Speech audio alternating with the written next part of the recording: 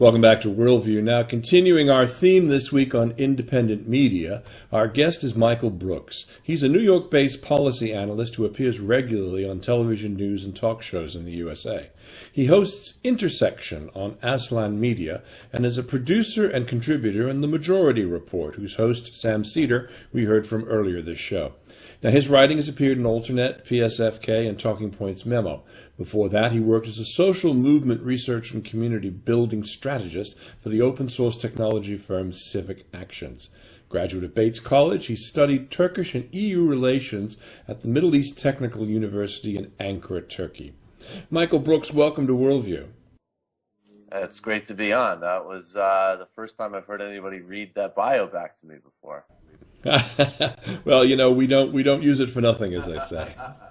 Now, Michael, I was intrigued listening to one of your broadcasts where you were talking about the complexities of Syria at a level that we don't really hear much on the mainstream media. I mean, David Pakman and I, and earlier Sam and I talked about the surprising lack of nuance in the mainstream media.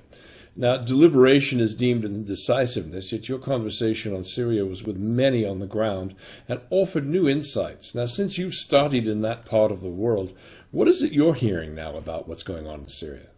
Well, I think my sense of what's happening in Syria now is that it's gotten obviously internationalized to a great degree. And Russia has an opportunity to kind of take ownership of that situation.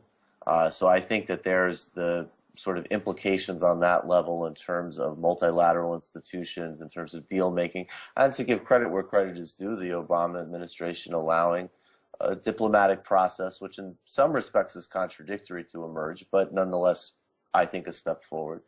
On the ground, you know, this is, on the last show I hosted, we focused on Turkey, the reemergence of a protest movement in Turkey. A protester was just killed in Antakya, which is a city in Turkey that's close to Syria. And there's huge ramifications in Turkey coming out of Syria. You see different regional blocs emerging in the Middle East, probably in new and more sharp ways than we've seen before. And Syria, and one of the reasons it's such a really horrific situation is because it's kind of a template and a ground for all of these different themes to play out, from client-state relationships to proxy wars to the kind of fascist client capitalism of the Assad regime, Islamic fundamentalism. And then in there's also some really genuine movement building. Well, you know, you've got the whole situation on the ground with such porous borders and such important ones. I mean, you know, most people don't really take the time to sit down and look at a map of the region, but you've got Iran there, you've got Iraq not that far away, you've got you know, the other hotspot, or former hotspot in Lebanon, you've got the near death knell being struck in Jordan. And I mean, that's a whole democracy and a bit of a model democracy, but it is in very difficult times. You've got Sunni, you've got Shia, you've got Alawi, you've got tribal situations that go on. What's the best option there, or is there an option? I think some clear options are we could do a lot more to address the refugee crisis in the places that you talked about, Jordan, Turkey. We could pressure the Gulf states to put more money into addressing that aspect of things. In other respects, you know, I'm reminded, I know, you know, Jerry Brown, who's our, you know, California governor, and his first incarnation as governor of California in the 1970s, he used to talk about an era of limits. And I think in some ways that slogan could apply to foreign policy. We need to think really constructively about, you know, what can we actually be doing, and why is the reflex so often towards a sort of military option? Not that that isn't an option, but that can be a kind of crude and simplistic way of framing how we deal with really, really complex situations. But I think there's a humanitarian need that we can get on more effectively. And I think, you know, how this has played out, at least with regard to this deal, has actually been fairly constructive, you know, over the last couple of days with the agreement that we've struck. We'll see what happens with it and, you know, trust but verify. We're talking with Michael Brooks of Intersection on Aslan Media here on Worldview with Dennis Campbell. Michael, we've been talking this week about the relative dearth of progressive media in the USA, and of course with the loss of current TV and the launch of Al Jazeera America, I want to go down a couple of paths here with you. First of all, what is the future of progressive media? Progressive politics, particularly when it applies to kind of corporate accountability, economic opportunity, you're usually in a position of being advocating on the interests of the majority of the population, but also the majority of the population that, in terms of reality, has far less kind of political and economic influence. The right, over the past several decades, has built up this incredible infrastructure.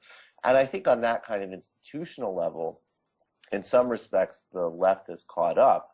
The left is much more dominant in the internet space, as an example, than the right is. Now, the second track here, Michael, is that Al Jazeera America seems quite intent to follow the same high-quality road as its sister network, Al Jazeera English, out of London and Doha does. How can it make a difference there in the U.S., or even can it? Well, I think right off of the bat, and I was on Al Jazeera on their first day a couple weeks ago as a guest, and I agree with you. I think that the quality level that they're focused on is very high. They want to produce very high quality news, and I think that that in and of itself, having a brand that's from the Middle East that represents credibility, that represents strong journalism, that there's a kind of it's an overused term, but there's a kind of soft power benefit from that. I think when you have people looking around their television dial, or looking at what friends are posting that are good, incredible articles, and they see, why is all this stuff coming from Al Jazeera and it's so high quality? Or Russia, or it could also be coming from Russia Today, or any one of a number of news sources. It seems that globalization has really hit the media, but it hasn't fully arrived there in the United States, where essentially 3 or 4 outlets dominate everything.